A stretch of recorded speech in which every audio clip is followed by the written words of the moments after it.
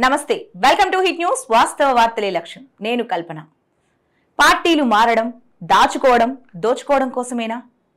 ఈ మధ్య కాలంలో పార్టీలు మారడం అంటే ఊసరవెల్లి రంగులు మార్చినంత ఈజీగా మారుస్తున్నారు మన రాజకీయ నేతలు ఒకప్పుడు రాజకీయాల్లోకి రావడం అంటే ప్రజలకు వీలైనంత సేవ చేయాలనే ఉద్దేశంతో వచ్చిన రాజకీయ నాయకులే చాలా ఎక్కువ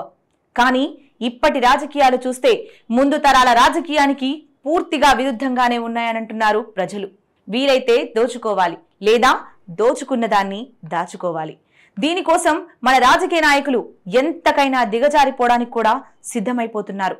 ఒక్క మాటలో చెప్పాలి అంటే ఇప్పటి రాజకీయాలు రైతు బజార్లో కూరగాయల్లాగా అమ్ముడుపోతున్నాయా ఏమో పూటకో చోటు రోజుకో రేటు ఇదేనా రాజకీయం అంటే అసలు ఇలా టికెట్ల కోసం ధనార్జన కోసం దోచుకున్న దాన్ని దాచుకోవడం కోసం పేరు ఏదైనా ఆఖరికి తన స్వార్థం కోసం ఇలా పార్టీలు మారుతూ పోతే నాయకుడిని నమ్ముకున్న ప్రజానికం ఏం కావాలి పార్టీ మార్పు ప్రజలను మోసం చేయడమే అవును ఇది ముమ్మాటికి నిజం ఇటీవలి కాలంలో దాదాపు నియోజకవర్గాలలో గెలిచిన పార్టీని వదిలి అధికార పార్టీలో చేరే నాయకులను చూస్తే కంపరం పుడుతోందట ఇన్ని రోజులు అధికార పార్టీలో ఉంటూ అందిన కాడికి దోచుకుని సెటిల్మెంట్లు చేస్తూ పేద ప్రజలను పట్టి పీడిస్తూ ఆ పార్టీ ఎమ్మెల్యేలను సంకనెత్తుకుని తిరుగుతూ ఉండే నాయకులే మరలా తిరిగి ఇప్పటి అధికార పార్టీ గూటికి రావడం చూసి ప్రజలు అసహ్యించుకుంటున్నారు మీరు పార్టీలు మారుతారా సామాన్య కార్యకర్తల నడ్డి విరిచి అర్హులైన ప్రజల గొంతు నొక్కి మిమ్మల్ని నమ్మి మీకా పార్టీ దళిత బంధు ఇస్తే దళితులను దగా చేసి బీసీ బంధు మీ బంటులకే ఇచ్చి బహుజనులందరికీ అన్యాయం చేసి ముఖ్యమంత్రి సహాయ నిధిని మీ బంధువులకే అందించి అర్హులకు గుండు గీసి కళ్యాణ లక్ష్మి షాదీ ముబారక్ లో కమిషన్లు తీసుకుని వేల భూములు జులుం చేసి లాక్కొని కబ్జాలు చేసి పెద్ద మనిషి ముందుండి దోచుకోవడం కోసం భూముల రికార్డులన్నీ మార్చేసి పేద బ్రతుకులు మరింత దుర్భరం చేసి ప్రత్యర్థులపై దొంగ కేసులు పెట్టించి మీకు అడ్డు తొలగించుకుని ఇసుక టిప్పర్లు పెద్ద సారు పేరు చెప్పుకొని అక్రమ రవాణా చేసి అడ్డొచ్చిన అధికారిని బెదిరింపులకు గురిచేసి నకిలీ వైద్యం చేసి నట్టేటా ముంచి దాని వెనుక నువ్వే చైన్ లింక్ బిజినెస్ చేసి ప్రజల డబ్బులన్నీ దోచుకుని నీ ఖజానాన్ని నింపుకొని మీకు బ్రతుకు ఇచ్చిన పార్టీని నిండా ముంచింది చాలదు అని తిన్నది చాలదు అని అవినీతి అక్రమాలు చేసింది చాలదని నీకు కొమ్ము కాసి నీకోసం ఎన్నో పాపాలలో పాలు పంచుకున్న అధిష్టానాన్ని నయవంచన చేయడం అధికారంలో లేనంత మాత్రాన మీ పార్టీని వదిలి వేరే పార్టీలోకి వెళ్లడం న్యాయమేనా సారు అంటున్నారు ఈ ప్రజలు గతంలో అధికారంలో ఉన్నప్పుడు దేవుడు అన్న సారు ఇప్పుడు మీకు దయ్యమయ్యాడా గుడి అన్న పార్టీ ఆఫీసు మీకు శిథిలంలా కనబడుతోందా అని అడిగే ప్రజలకి మీరేం సమాధానం చెబుతారు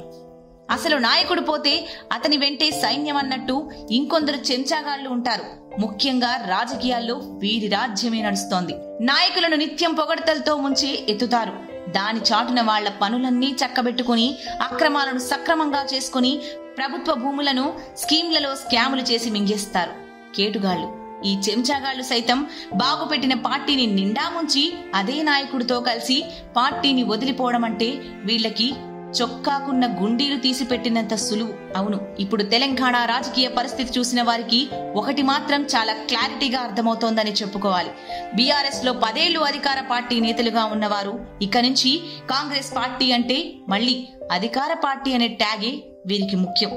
అదే మన నాయకుడు మరి వారి గెలిచింది ప్రస్తుతం చేరుతున్న పార్టీకి వ్యతిరేకంగానే కదా మరి గెలిపించిన ప్రజల సంగతి ఏంటి వారి తీర్పుని వీరు ధిక్కరిస్తున్నట్టే కదా ప్రజలను మోసం చేస్తున్నట్టే కదా అనే ప్రశ్నలు ప్రజల నుండి ఎన్నెన్నో కానీ మన రాజకీయ నాయకుడు అంటున్న ఒకే ఒక మాట తప్పైతే లేదు అని అంటున్నారు ఈ నాయకులు వారు ఇప్పుడు వదిలి వచ్చిన పార్టీ అధిష్టానాలు కూడా అలాగే చేశాయట మరి ఇలా పార్టీలు మారుతూ పోతూ ఉంటే ఫిరాయింపుల నిరోధక చట్టం ఏం చేస్తోంది ఏమీ చేయలేక పూర్తిగా ఫెయిల్ అయిందని అర్థం చేసుకోవచ్చా అంటున్నారు ఈ ప్రజలు దారి తప్పిన ఫిరాయింపు నిరోధక చట్టం ఎమ్మెల్యేలను కొనుగోలు చేయడం ప్రభుత్వాలను మార్చడం ప్రజా అభిప్రాయానికి వీలు లేదు ప్రజాస్వామ్యానికి అర్థం లేదు చేతిలో ఉన్న వ్యవస్థలను ఉపయోగించుకోవడం అడ్డదిడ్డంగా ప్రభుత్వాల్ని మార్చేయడం రాజకీయ పార్టీల్ని నిర్వీర్యం చేయడానికి ఫిరాయింపులు ప్రోత్సహించడం కామన్ గా మారిపోయింది ఫిరాయింపుల చట్టంలోని లొసుగులన్నీ వాడుకుంటూ అధికారంలో ఉన్న పార్టీలు పొలిటికల్ సర్జికల్ స్ట్రైక్స్ చేస్తూ ఉన్నాయి అధికారం చూపించి భయపెట్టడం లేదా ప్రలోభాలకి గురిపెట్టడం ద్వారా ఎమ్మెల్యేలను ఆకర్షిస్తూ ఉన్నారు ప్రజల చేత ప్రజల కొరకు ప్రజలే ప్రభుత్వాలను ఎన్నుకునే విధానం మన ప్రజాస్వామ్యం. ప్రపంచంలో అతిపెద్ద ప్రజాస్వామ్య దేశం మన భారతదేశం. ప్రజలు ఎమ్మెల్యేలను, ఎంపీలను ఎన్నుకుంటే వారు పాలకుల్ని ఎన్నుకుంటారు. ఈ ప్రజాస్వామ్య లోపాలు, ఇబ్బందుల గురించి చర్చించాలంటే ఇక ఇప్పుడున్న సమయం కూడా సరిపోదేమో అన్నట్టుగా అవుతోంది. ప్రజాస్వామ్య వ్యవస్థలో అసలు లోపం రాజకీయ పార్టీల దగ్గరే కనిపిస్తోందని చెప్పుకోవచ్చు. ప్రజా తీర్పు వ్యతిరేకంగా వచ్చిందని తెలిసినా అనుకూలంగా మార్చుకోవడంలో రాజకీయ పార్టీలు రాటుదేలిపోతున్నాయి. దీనికి వారికి ఒకే ఒక్క ఆయుధం అవసరమవుతోంది, అదే అధికారం. ఇందులో ఎక్కడా కూడా రాజ్యాంగ తిరస్కరి, వ్యతిరేకం లేనేలేదు. కానీ నైతికత అన్న ప్రశ్న వస్తోంది. రాజకీయాల్లో నైతికత అనే ప్రశ్నకు ఇప్పుడైతే తావే లేదు. నాయకులు అనేవాళ్లు ప్రజలకు సేవ చేస్తూ ప్రజలకు అందుబాటులో ఉండాలి. కానీ వారి వారి అవసరాల కోసం పార్టీలు మారుతూ రాజకీయాన్ని దిగజార్చుతున్నారని ప్రజలే గుసగుసలాడుకుంటున్న వైనం. ఈ భజన జీవికి విలువలు, విశ్వాసము, నీతి, నిజాయితీ అనేది లేవు. అధికార దాహం, పదవి పలుకుబడి, ధనార్జన ఇవి లేకపోతే రాజకీయాలు చేయలేని పరిస్థితి ఈ జీవిది. చేర్చుకునే పార్టీలకు విలువలు, సిద్ధాంతాలు ఉంటాయని ఆలోచించి అడుగువేయండి. భవిష్యత్ తరానికి మంచి రాజకీయాలను అందించండి. అస్తవ్యస్తమైన ఈ వ్యవస్థని మార్చడానికి నీతి, నిజాయితీ గల నాయకులు కావాలి. అప్పుడే కదా మన రాజకీయ వ్యవస్థ బాగుపడేది. ఇకనైనా పార్టీ మారే నాయకులను చేర్చుకునే ఇతర పార్టీలు ఆలోచించి నిర్ణయాలు తీసుకోవాలని ప్రజలు కోరుకుంటున్నారు. ఇది ఇలానే కొనసాగితే ప్రజలు మున్ముందు నువ్వు మనిషివా లేక